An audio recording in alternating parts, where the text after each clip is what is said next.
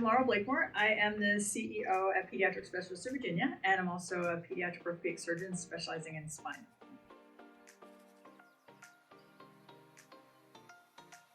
I think that it's hard for young women or other people that are from underrepresented groups to really see themselves in roles if there's nobody doing those roles. So for me, because I like leadership and I'm interested in trying to make a difference in that way, it's really important to me to have opportunities and take opportunities to do roles that put me in that leadership position, so that in part, partly it's the job, but also partly it's allows those people to see someone that they say, well, shoot, if she can do it, I can do it. And it's really hard to do things that you've never seen somebody that looks like you or is like you do. So I think it's really important, and it's really exciting at PSV that we have so many young women leaders that are up and coming. So there's different waves. There's that sort of token wave that goes first, and then the minority wave. I'm probably in that wave in terms of orthopedic surgery. There's only about 12%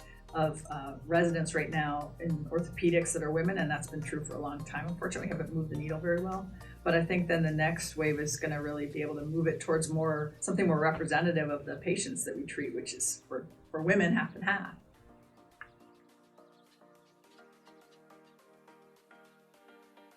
I don't think there's anything that women can't be doing or shouldn't be doing in medicine.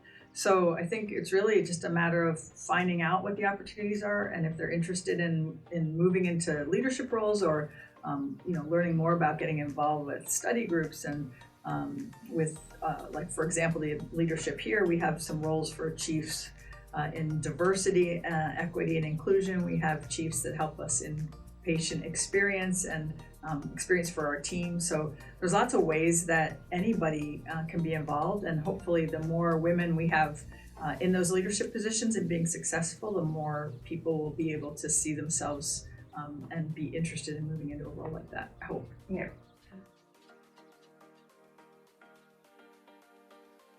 Well, I have this other passion in my life besides taking care of kids and orthopedics.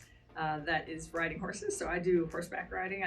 I'm competitive in show jumping, which is where you jump the horse over these big jumps that luckily fall down in a ring. And so I do that a lot in my spare time, and that really is quite time consuming, but it's wonderful. It's a great sport for me because I've been able to do it for a long time. It's not, there's some sports you kind of have, your has-been by the time you're 25, but for horseback riding or for equestrian and show jumping, you can keep being competitive and getting better for a long time. So I'm still doing that and really enjoying it, and will probably always have horses in my life in some way. But that's my main thing. And then my husband works here in Northern Virginia also, so he's very supportive of that and helps me in those, helps me out with the horses a lot.